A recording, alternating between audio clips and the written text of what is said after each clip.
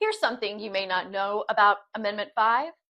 It gives future lawmakers broad authority to override tax protections Missouri voters have already put into the Constitution. Hi all, this is State Representative Stephanie Hein with a quick update for the week in Jefferson City. Here's what you need to know.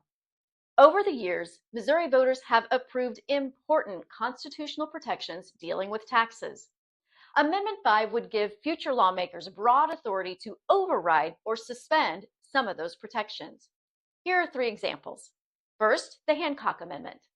In 1980, voters approved the Hancock Amendment, which limits taxes and requires voter approval for certain tax increases. Amendment 5 would allow the General Assembly to suspend those requirements for up to 5 years.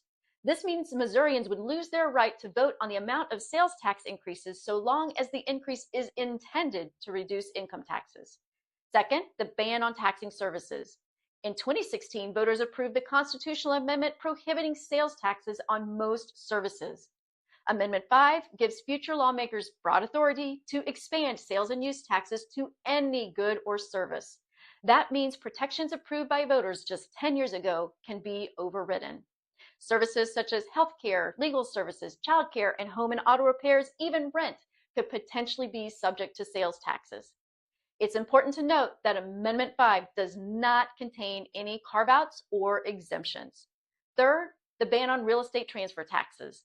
In 2010, voters approved a constitutional amendment prohibiting taxes on the transfer of homes and property. Because Amendment 5 authorizes future lawmakers to expand sales and use taxes, future legislators could revisit the voter-approved protections as part of a broader tax plan.